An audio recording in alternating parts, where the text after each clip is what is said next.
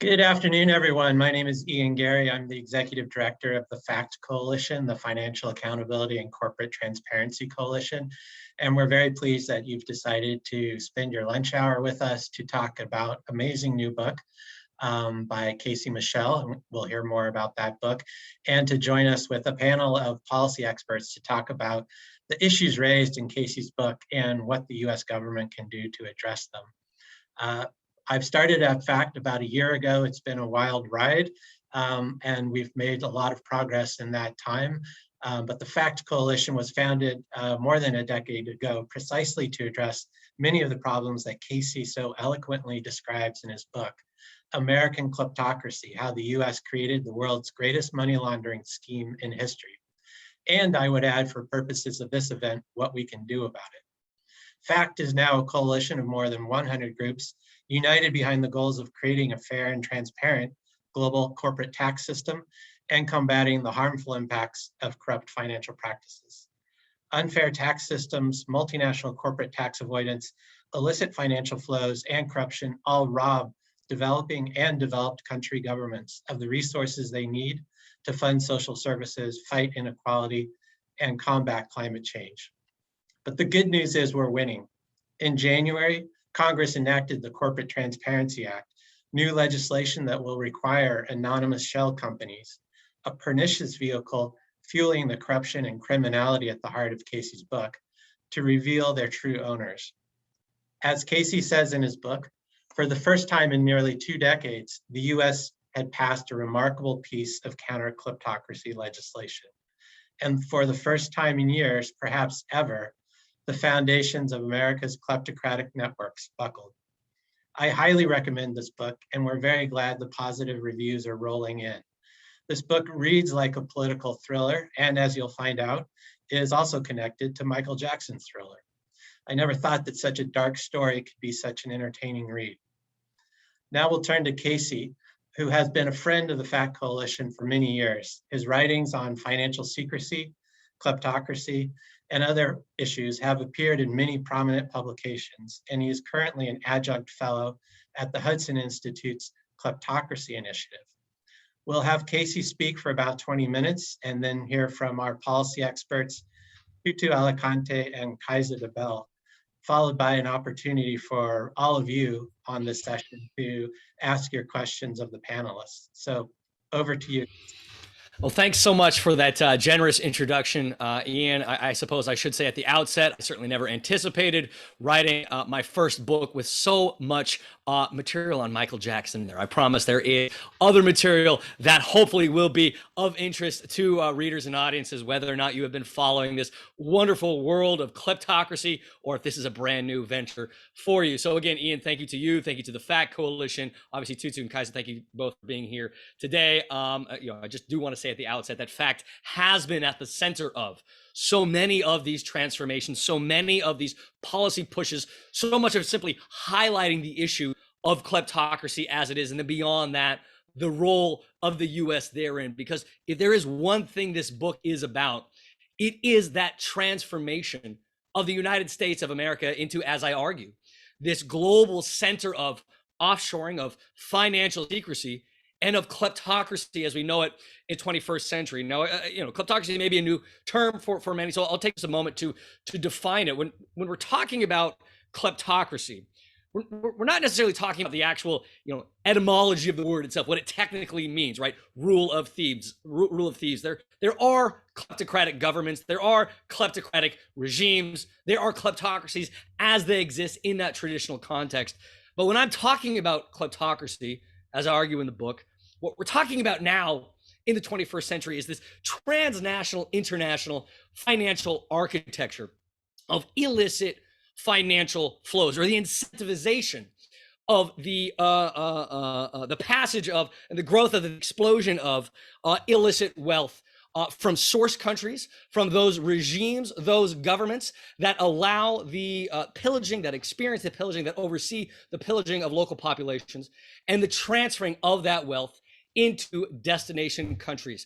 It relies on systems that propel this money out of these source countries and into destination countries, destination jurisdictions. So the money doesn't flow on its own, though. We are talking about systems that have been set up, systems that have been incentivized for the substantial flow of what we're talking about now is trillions and trillions of dollars in wealth, unchecked, unmonitored, and anonymous. So much of it looking to be laundered, looking to be washed clean, looking to be hidden, and then used for whatever these figures, these regimes, these oligarchs, these kleptocrats, anyone with a little bit of dirty money is hoping to use it for.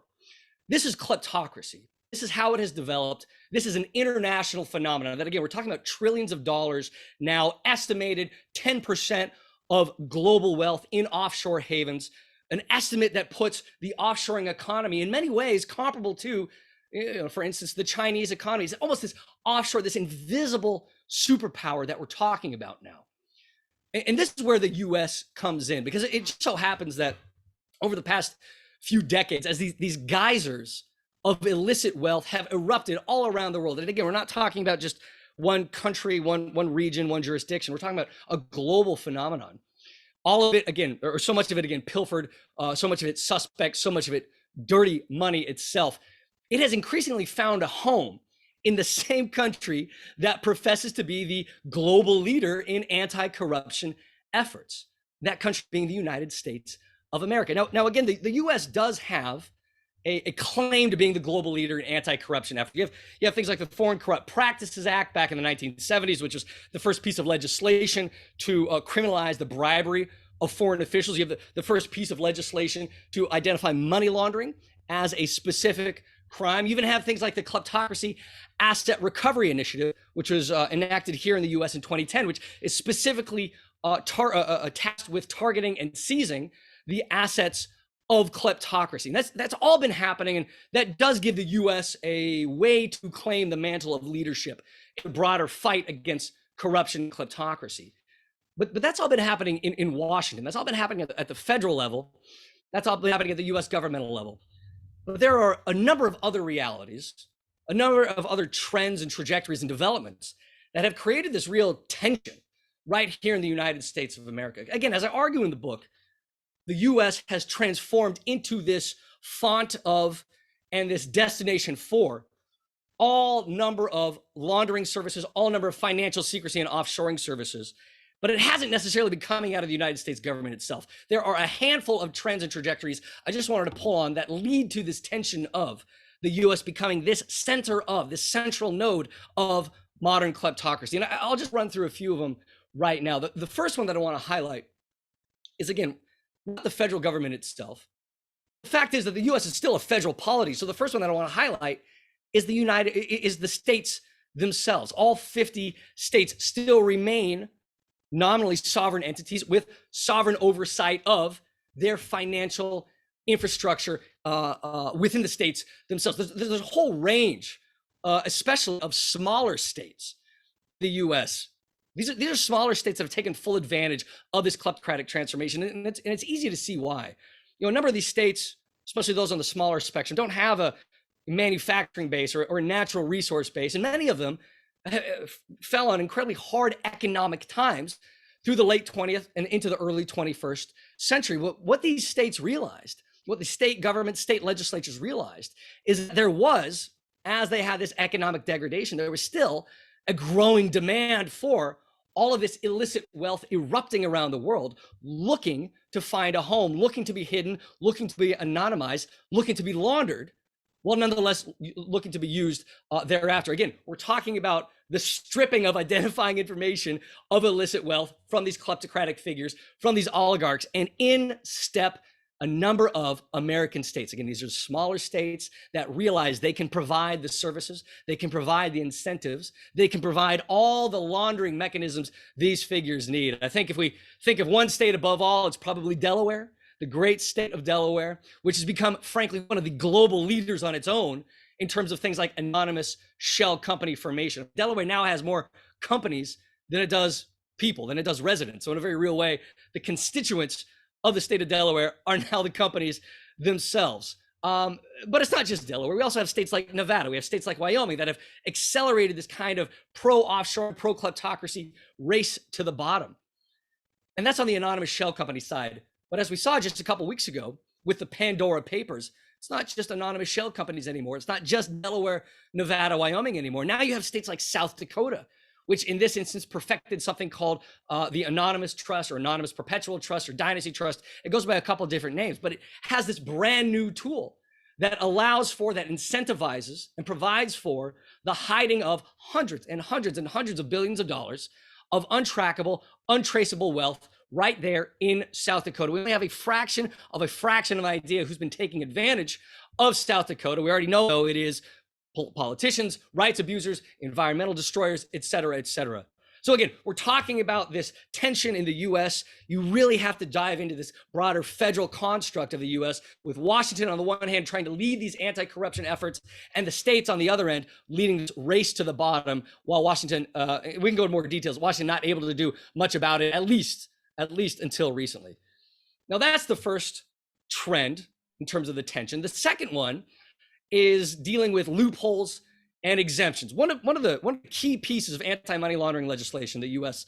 passed, this was now 20 years ago, was the Patriot Act, of all things. You know, the Patriot Act obviously has any room for criticism for civil liberties effects. You know, there's a wide range for criticism for the Patriot Act. But if you look at it at its time, certainly if you look at it since, it was far and away the most progressive piece of legislation in terms of anti-money laundering regulations. There's still a very real argument that the Patriot Act was the greatest single piece of anti-money laundering legislation that the U.S. has ever passed, or frankly, any jurisdiction has ever passed. And that's for one clear reason. The Patriot Act effectively cleaned up the American banking sector. One of the most enlightening things of putting this book together was reading about the American banking sector in the 1980s and the 1990s. And it was really the Wild West back then. Anybody with any kind of dirty money, any despot, any member of the inner circle, any oligarch, bring in shrink-wrapped bills in duffel bags to an American bank, or could set up a shell bank, or could set up something at a correspondent bank perfectly easily and have those American banks hide, move, and launder the money for them. But the Patriot Act came in and cleaned that up. The Patriot Act forced American banks to set up internal anti-money laundering structures, forced them to file suspicious activity reports. And it was an incredible moment because, as we've seen over the last 20 years, yes, it still has issues, but broadly, it can be considered a success story. What we also saw with the Patriot Act is that it specifically targeted a number of other industries, things like real estate, things like luxury goods providers, things like private equity and hedge funds, saying that these industries needed to set up the same anti-money laundering mechanisms. And again, this was far, far more progressive than I think what many people even imagined was possible at the time. Now, there was a catch, though. There was one thing that happened not long afterward that really undercut so much of that progressiveness, so much of the success of the passage of the Patriot Act. And that was the fact that the Treasury Department issued what it called a temporary exemption for these industries, for real estate, private equity, luxury goods, hedge funds. The Treasury Department said it wanted to assess, it wanted to study the issue. It didn't want to impose these new regulations and just let the effect be what it is. It wanted to study the issue. You can see where they're coming from. You can see why they would argue that, why they would put these exemptions in, because you don't want to cut these industries off at the knees. There's an argument to be made that was the right step. The problem is, it's been 20 years. The problem is these temporary exemptions are still in place. I don't quite know if it's fair to call them temporary anymore. And we know what the effect of that has been. The American real estate sector, as I think Kaiser's going to talk about more in a little bit, has exploded into this font of dirty money. Same can be said for private equity. Same can be said for hedge funds. Certainly the same can be said for luxury goods providers, as Tutu knows very well, those selling the yachts, selling the private jets. I think private equity and hedge funds is really at the frontier now of what we're just beginning to understand about how all of this illicit wealth can come into the US and can transform into licit investments, legal assets, and be completely untrackable, untraceable in the process. There was actually a case study that came out that's mentioned in the book just a few years ago. There was a Russian oligarch, Vladimir Potanin, one of the original oligarchs in the 1990s in Russia, now close to President Putin, who was outed for secretly bankrolling a private equity fund right here in the US that controlled the company that oversaw the entirety of Maryland's voter registration database voting infrastructure. And again, this is all after the 2016 interference efforts. That's just one case study of how private equity and hedge funds have now become one of the go-to vehicles for these oligarchic or kleptocratic figures themselves. So we have states, we have loopholes and exemptions, and we have a third class or cast of characters that have created this internal tension in the US that have helped transform the US into the global leader of pro-kleptocracy services. Frankly, this is the one that's maybe the most difficult for me to stomach, because there are actual Americans that are helping all of this happen. These networks don't emerge on their own. They need help. They need documents to be filed. They need contacts to be made. They need reputations to be laundered. They need those Americans here in the United States of America that don't have any anti-money laundering requirements whatsoever, that don't have any kind of due diligence requirements whatsoever, that can freely work with any kind of dirty money, any kind of kleptocratic oligarchic figure that they want to move their money, hide their money, launder their money, and then to have those figures be able to use that money for whatever purpose they need it for. And we just talked about real estate a moment ago. We're talking about real estate agents who can help their kleptocratic clients find any kind of property they want and skirt around any kind of bare bones anti-money laundering regulations they need. We're talking about accountants that actually manage these financial flows. We're talking about those who own things like art galleries and auction houses, which are now the largest unregulated market in the world. The US has the largest piece of that market in the world. And as we know, has become, again, another of these emerging go-to destinations for anybody looking to transform dirty money into illicit assets. You have this whole cast of enablers or gatekeepers or whatever terminology you like to use that are allowing these figures to access the American financial system. There's one cast of American enablers that does stand out that I just wanted to touch on, and that's American lawyers and law firms. In putting this book together and researching the role of enablers for years at this point, it has been very clear that American lawyers and American law firms are kind of the first among equals as it pertains to the enabling class right here in the US. American law firms have really become one-stop shops for all the services that these kleptocratic figures need. I'm not talking about representation in court. I'm not going to do anything to undermine equal representation under law. I'm talking about all the other services that American law firms now provide and can do so without, again, any kind of requirements to check any kind of funding sources, any kind of background on any of their clients whatsoever. These are the firms that now set up the shell companies, that set up the trust accounts, that set up the real estate purchases or the art purchases or the auction house auctions themselves or the luxury goods purchases. They are the ones that lobby for greater financial secrecy protections. They are the ones that lead lobbying and reputation laundering campaigns. They're the ones that lead efforts to intimidate journalists that are investigating some of these networks. And then, oh, by the way, they can do all of this while cloaking their work behind attorney-client privilege. Again, this is something that we did see with the Pandora Papers just a few weeks ago. But if there is one class of American enablers who've helped kleptocracy flourish both here and abroad, it is these lawyers and these law firms. Now, because this is a book event, and it's the first one that I've ever done, so Ian, thank you so much for that. I thought maybe I should read a small passage of the book, which is again available next Tuesday. And I know my publisher would be so happy if you all bought copies. So I'll just read one quick paragraph, which I think gets to the ethos of the book itself. And I'll just begin. As this book lays out, dirty money doesn't infect only the places we may assume, like luxury real estate in Manhattan or beachfront condos in Malibu. It isn't limited to any specific geographic space or any specific financial institutions. Modern kleptocracy oozes into the nooks and crannies and unsuspecting corners of everyday life. It reaches into the public pensions and private endowments, steered by private investors who are under no compunction to check the source of the money they're accepting. It smothers factories and mills across industrial America, those beating iron hearts of small towns whose best days are behind them, gutting any prospect of recovery. It captures entire state governments in places like Nevada and Wyoming and South Dakota, transforming those states into international offshore havens and outposts of financial secrecy of their own, which then block any and all efforts at reform. And it reaches into our own political system, upending elections and threatening America's democratic experiment in the process. Again, the book is available next Tuesday. That's about all I had for opening comments. Just, I think, Ian, maybe two quick final thoughts. I do.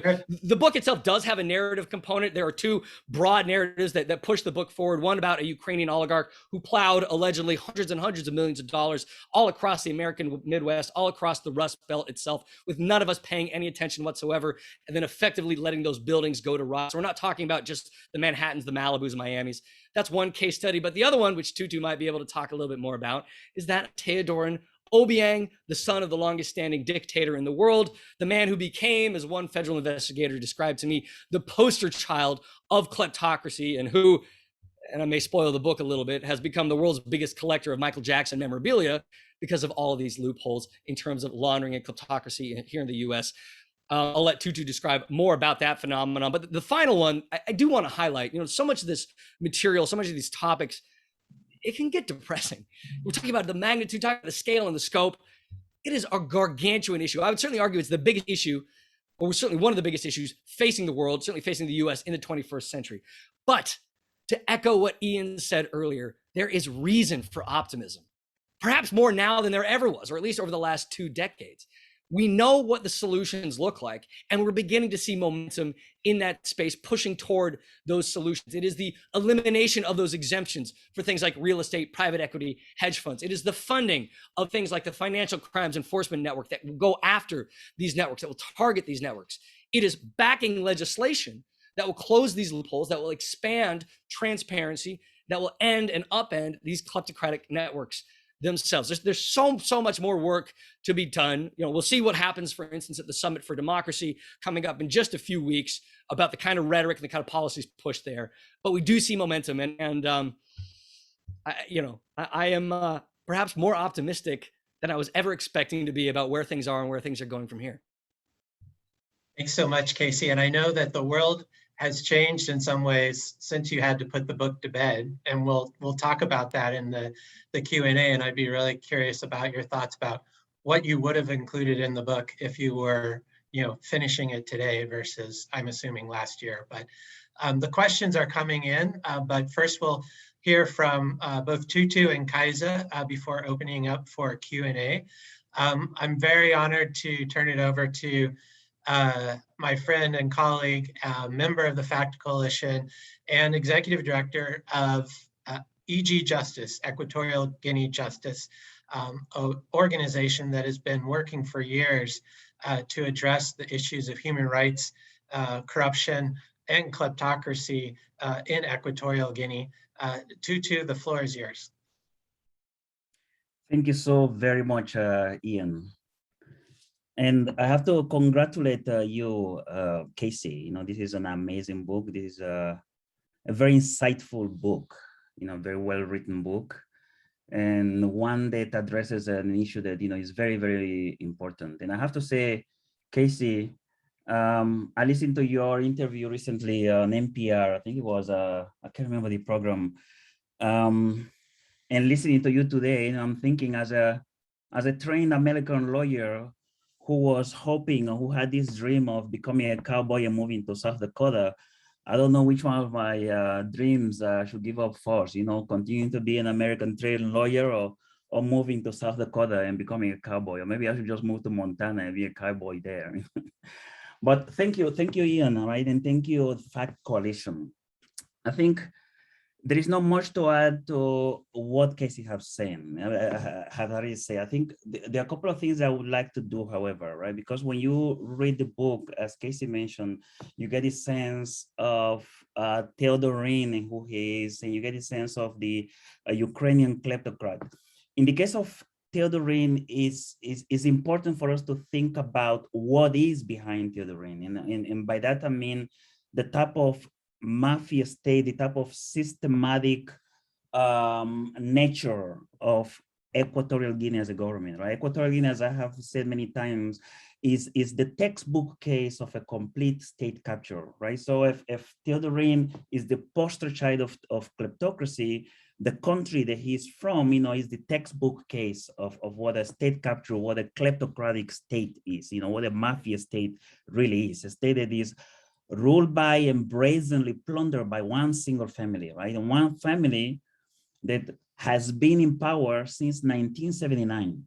For those of you that are Americans, I remember Jimmy Carter was still president when President Obiang became president. And think about the many presidents that have come after that, right?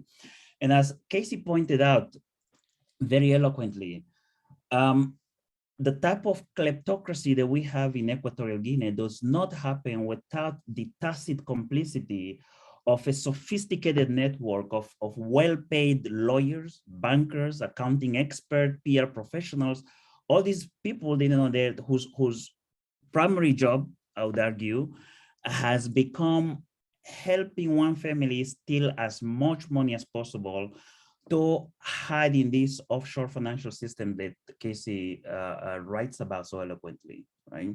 So that's one issue. The other issue I would highlight for people that do not know Equatorial Guinea is that we are talking, when you talk about Teodoran, you're actually talking about a convicted felon, right? Someone that just last year was criminally convicted by the French Supreme Court. Someone that in Switzerland, in the US, have had all his assets confiscated and eventually auctioned off. Someone that in Cape Town, just in June of this year, was found criminally responsible for the wrongful death, arrest, incarceration of a South African businessman. And someone that just in July of this year, the UK sanctioned, right? So we are talking about a person that the whole international system, law enforcement system knows is someone that is committing economic crimes. And yet, despite that mounting evidence of criminality of the state and on this individual, you have a situation where Teodoran, the vice president, is in charge of about $300 million that the IMF has loaned to Equatorial Guinea, right? And despite that evidence of criminality at the state level, you have a situation where the US sends a delegation to visit the Equatorial Guinean government, and they meet with Teodoran to discuss maritime security, right? There is no mentioning of human rights. There is no mentioning in those conversations of the rule of law. There is no mentioning of the fight against corruption in Equatorial Guinea, right? And particularly these three issues, human rights, rule of law, corruption or anti-corruption, should, in my opinion, in the opinion of many of us paying attention to Equatorial Guinea, be the leitmotif, the central pillars of the US foreign policy towards Equatorial Guinea, right? These elements, these three things are essential for creating the type of accountable and democratic governments, which I would argue is in the long-term interest of the US, right? And is consistent with what the Biden administration have stated its priorities to be towards in Africa and globally, right? So, in my opinion, what the Biden administration does and what they say in a place like Equatorial Guinea is only one side of the coin, because it's critical at home here in the US to be closing the type of loopholes that Casey's book has so eloquently exposed, right? The type of work, the type of beneficial ownership work, the Corporate Transparency Act that the FACT Coalition has been pushing for, these are things that have to happen on this side in order for the fight against corruption, which E.G. Justice, myself, and many others have engaged in, in order for those fights to be successful here at home, something has to change, and those are the things that Casey book identifies, right? And I think the other important thing that has to be, and this is perhaps the elephant in the room for many of us lawyers trained in the US, is the number of Western professional lawyers and others that enable the corruption that we're talking about here, that enable the impoverishment, because that's the other critical thing that we have to think, right? The corruption, yes, is about billions and billions of money that's disappearing, but at the core of what corruption really is the number of people that die in hospitals because a critical medicine it does not arrive. The number of people that go unfed because of corruption, the number of kids that do not get educated, do not go to school because there's no sanitation in school, or because there are no teachers that are paid at school, right? So those are the critical issues that, I think when reading this book, we need to be focusing about, and I'm glad, and I agree with Ian and I agree with Casey, that there is a lot to be for us to look forward to. There are some critical places, however, that I think, we need to be also pushing, right?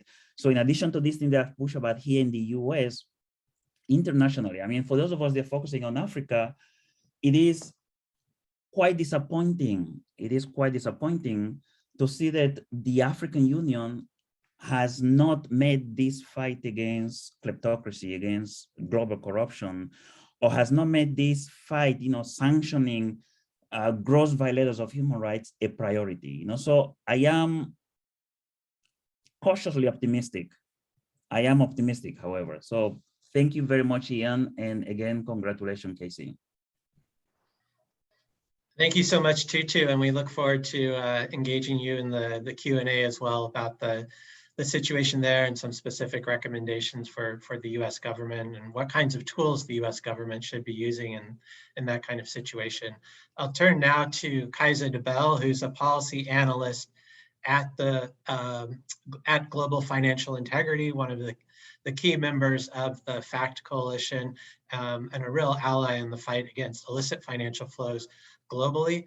Kaisa is also, fortunately for us in this discussion, the co-author of a landmark new report on money laundering through real estate called Acres of Money Laundering. So Kaisa, the floor is yours.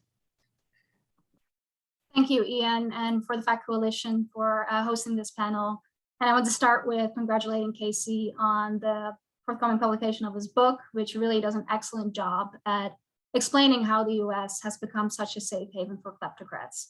And it's a timely book, with the Summit for Democracy coming up, which hopefully is an opportunity for the US to announce some meaningful policy steps. And the Pandora Papers, once again, underscoring the role of jurisdictions like the US as a safe haven for money for, excuse me, from kleptocrats, criminals, sanction evaders, and corrupt government officials. And Casey's book explains this really well. Throughout the book, he uses two main case studies, which I've mentioned before, the case study of Teodoran Obiang and the Ukrainian oligarch Kolomoisky. And I'm not going to go into the juicy details of those cases. Those are explained really well in the book. But I also think those two cases are emblematic for where the current policy framework in the US is lacking. So to start with the first case study on Obiang, that's a great example of how the opacity in the financial sector and the real estate sector specifically has allowed him to buy a wide range of assets in the US. And he used anonymous companies to make those purchases, which first of all highlights the importance of the Corporate Transparency Act to counter this. But it also really highlights the relevance of beneficial ownership transparency to a wide range of asset classes.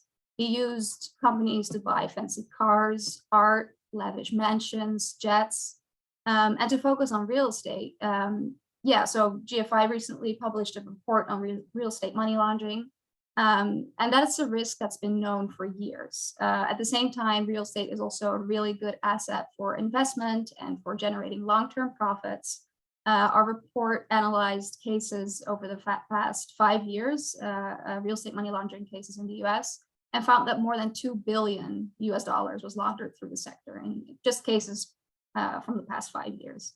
And despite that we have been knowing for so long that it's a risk in this sector, it continues to be regulated by temporary orders called the geographic targeting orders, which basically require title agents to identify the individual behind a company making a residential real estate purchase.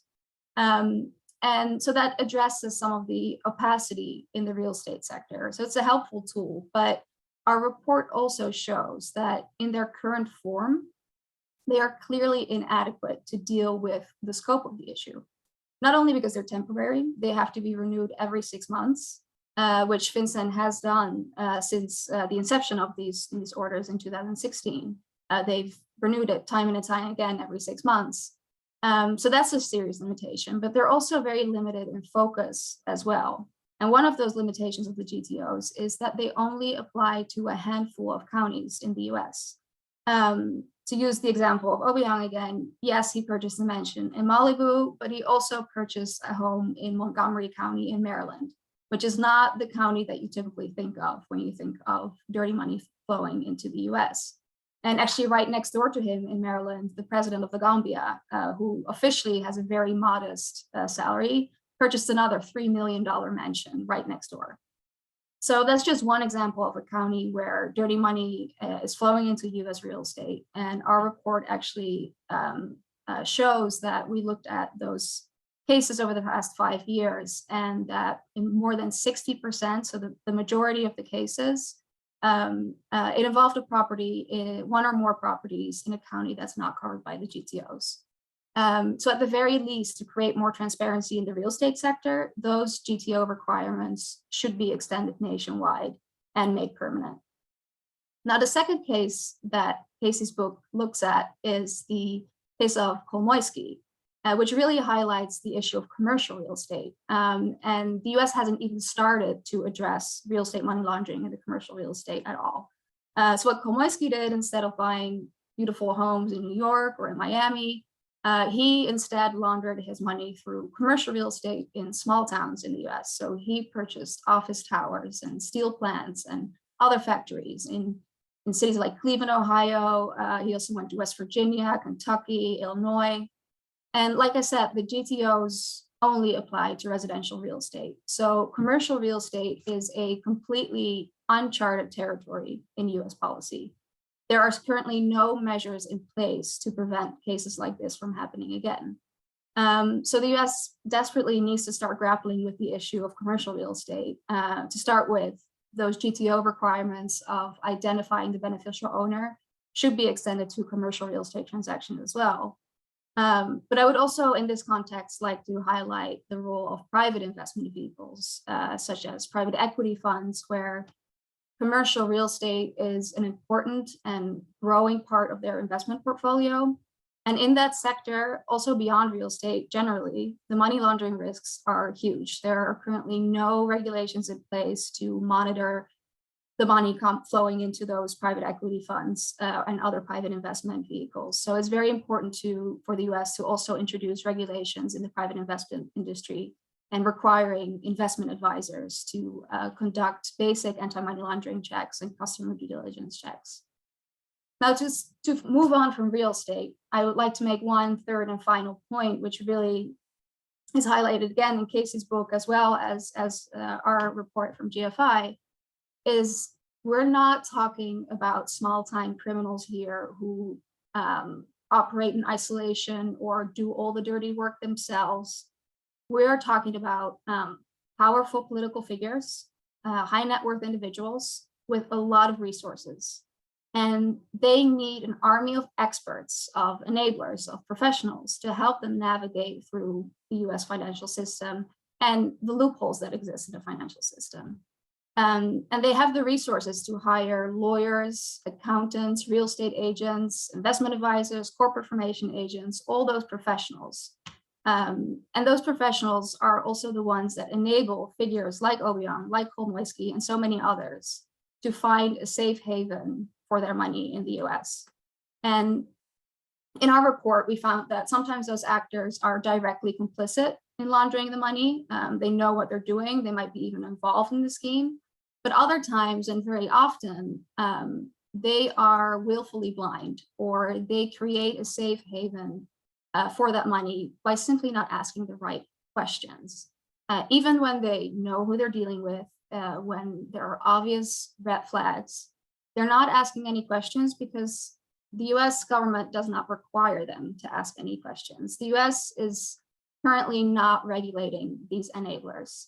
So as a final point, just to highlight the Enablers Act that was recently introduced in Congress is a very, very important step in acknowledging that action is needed against the role of gatekeepers in the financial system. And hopefully that will lead to the US finally regulating these gatekeeper professions as well, and catch up with some of the other advanced democracies in the world that currently already regulate these gatekeeper professions. But I'll stop there and hand it back to you, Ian, for now. Thank you so much, Kaisa. We're going to turn to Q&A now. So we've received some questions. If you have questions, please use the Q&A function on the webinar. My first question is for Casey.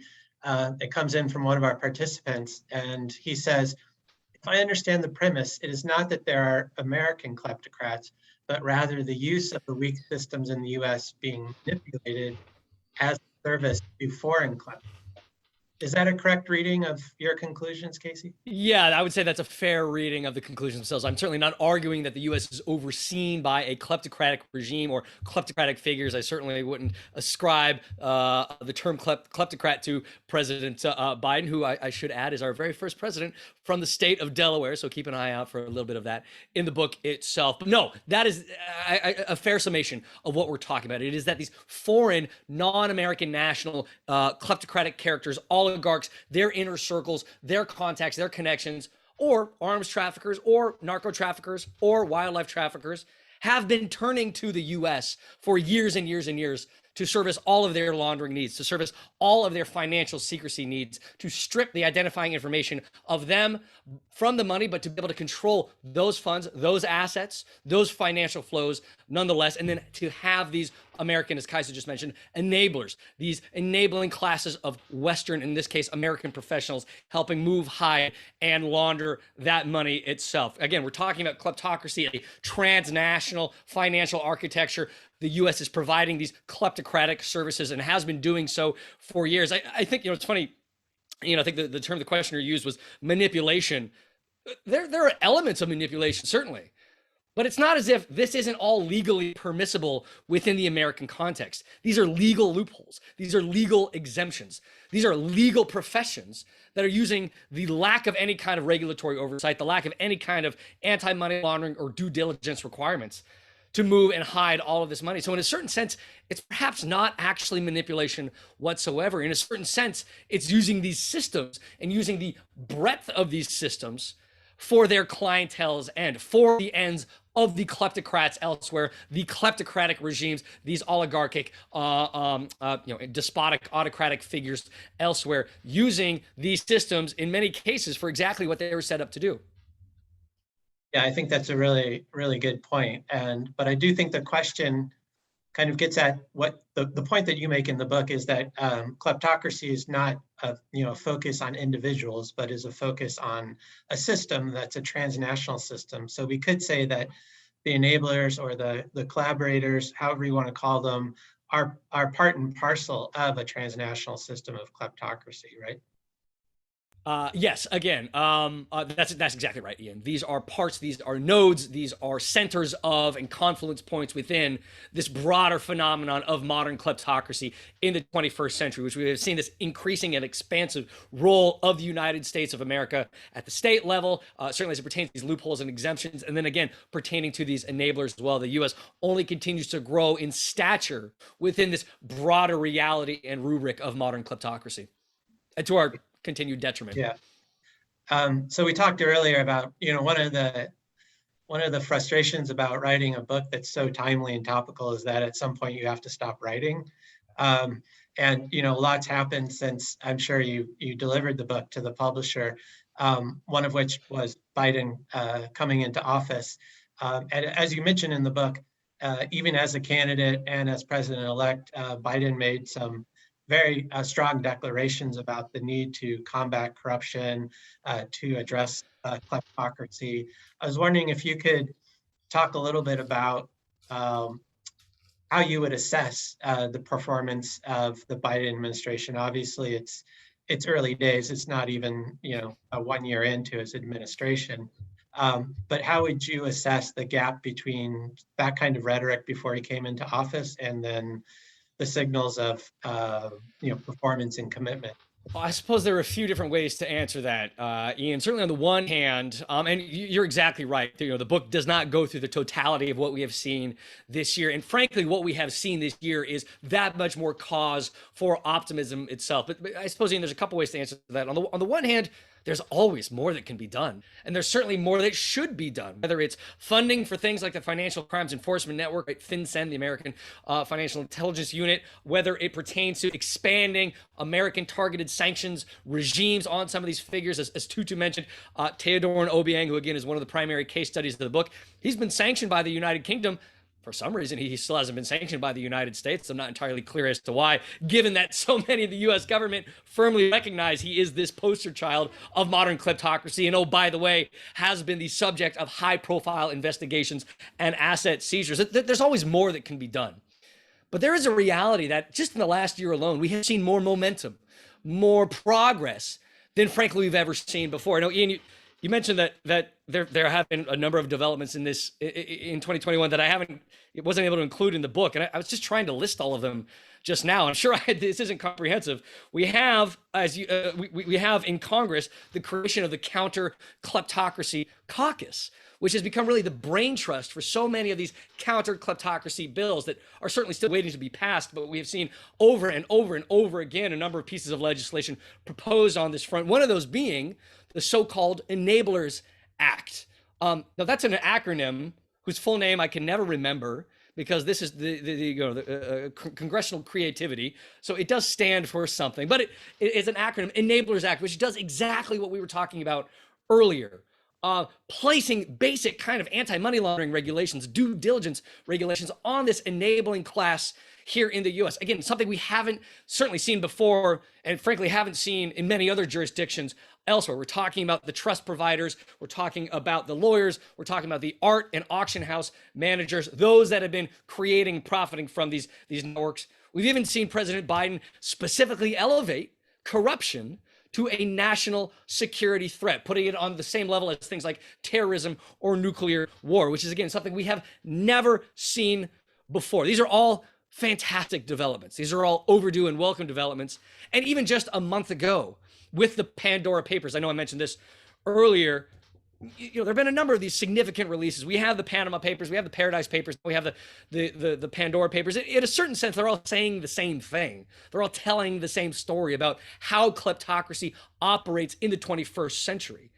What was fantastic and frankly fascinating about the Pandora Papers themselves is how it centered the US in this. This is what the book is about. This is what we've been talking about for years and years, that the US is now the center of all of these networks. So much of this phenomenon, so many of these figures, these kleptocratic forces have been coming to and through the US, which the Pandora Papers highlighted so well in states like South Dakota, or among American enablers like lawyers and law firms.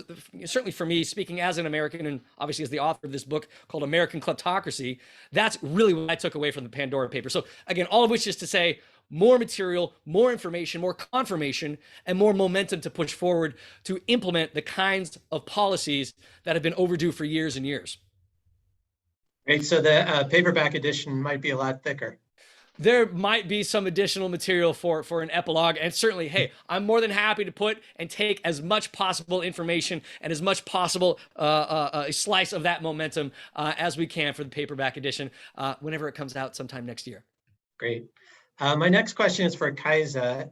Kaisa, could you talk a bit more about the relationship between the Corporate Transparency Act, having those beneficial owners, so-called beneficial owners, revealed to the Treasury Department and shared with law enforcement and the financial institutions, how that will address the real estate money laundering issue, and what more would be needed, assuming we get good implementation of the Corporate Transparency Act? Sure, thanks, Ian. Yeah, so the Corporate Transparency Act is now currently being implemented by Treasury, and we're expecting a rule on that any day now, and it would set up that beneficial ownership registry for corporate entities, which really would go a long way to addressing the problem of opacity generally, but also in the real estate sector. In our report, we found that all the cases that we analyzed, more than 80% of the cases that we analyzed use some sort of legal entity. So identifying, those legal entities hide the real beneficial owner, the real person who's behind those purchases. So having a beneficial owner registry that would require that beneficial owner to be reported and reported to FinCEN would be hugely helpful in addressing that opacity in the real estate sector. There is still a risk, though, that registry might not capture all types of legal vehicles and entities that are used to purchase property in the US. The Corporate Transparency Act is, I believe, phrased in a way that it's about entities that do business. The purchase of property might not in all states always qualify as doing business.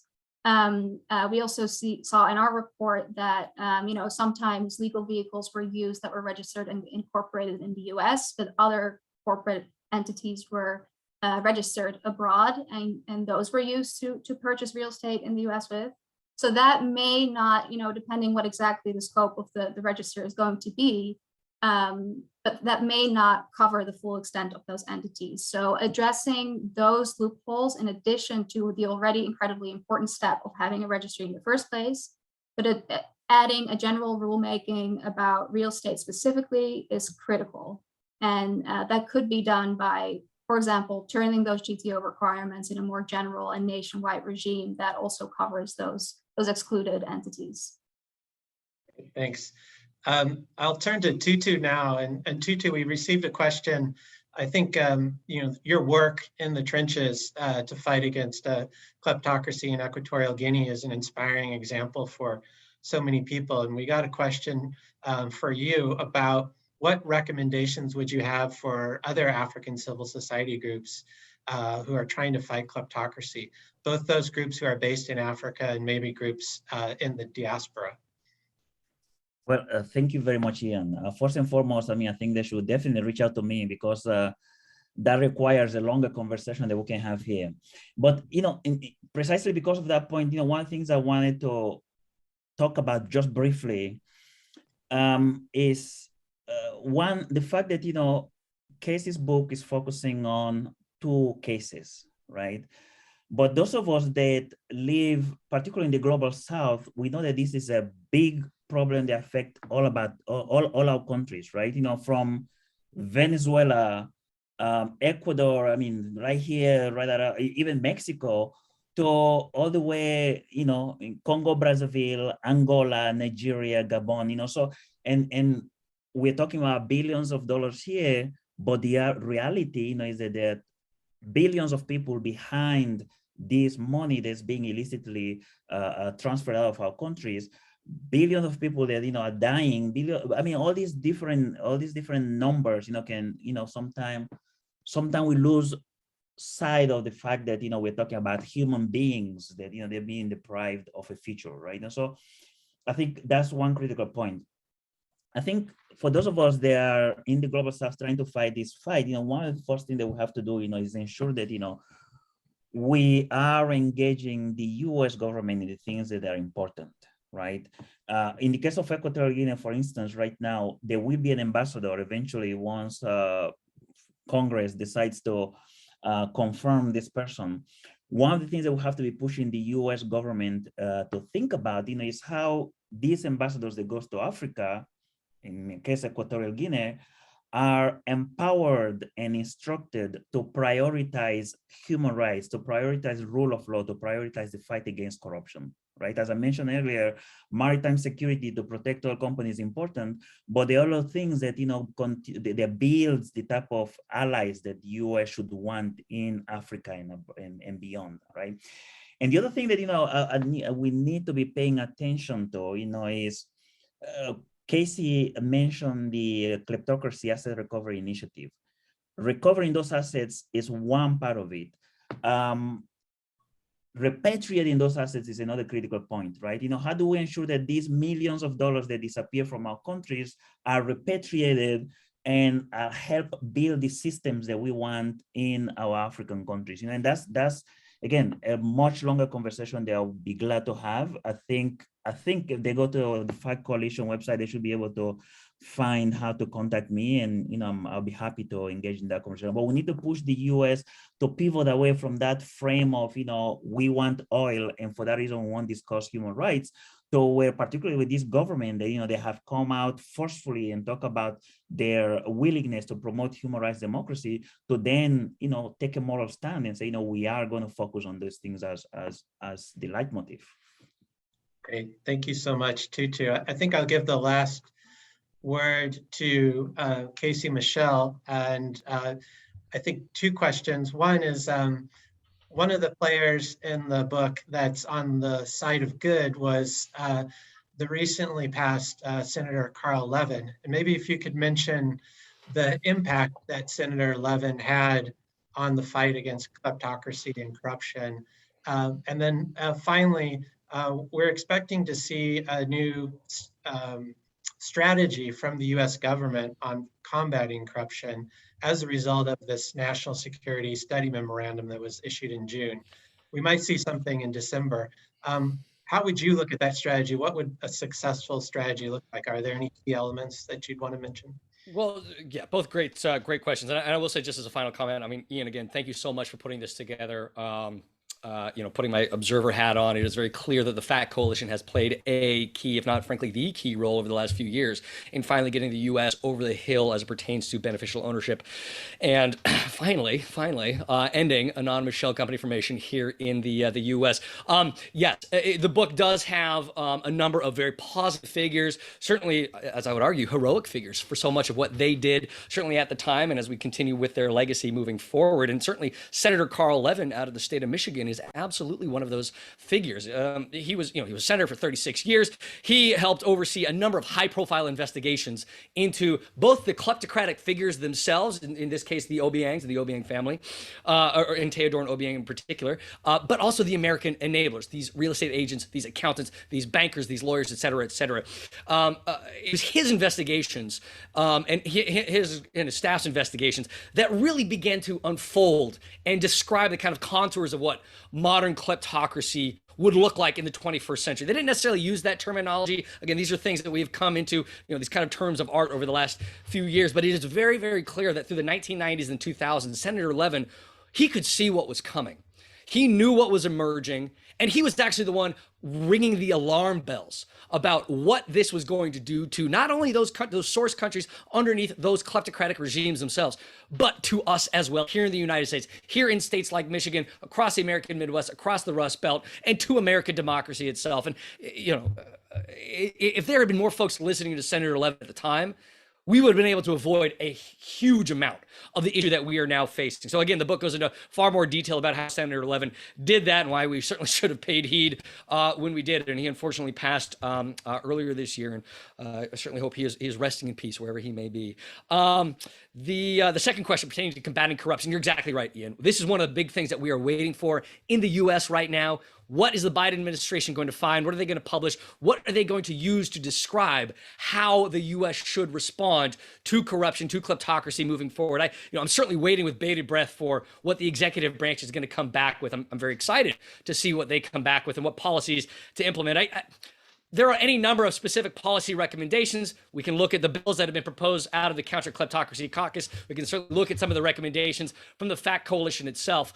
I would recommend, though, kind of at a 10,000-foot level, this is what I would argue for the Summit for Democracy as well, that the White House, the executive branch, the U.S. government recognize the role that the United States of America has played and continues to play in the flourishing of modern kleptocracy. That is to say, the understanding that corruption is no longer something that happens over there, the understanding that offshoring jurisdictions are not small islands in the Caribbean or places like Panama or Switzerland, the understanding that the U.S. itself has transformed into the go-to destination for so many of these kleptocratic figures and services, and that so much of the work remains at home, and that can be done certainly in tandem with allies, in tandem with other governments, but so much of our efforts can and should be targeted at cleaning up our own house and setting that example and restoring this American leadership. Because frankly, without American leadership in this space, that reason for optimism begins to crumble, because without American leadership in the anti-corruption and counter-kleptocracy space, I don't know how much success we're going to have globally. We have to have the US on this, and so much of that entails cleaning up this mess that we have allowed to flourish at home.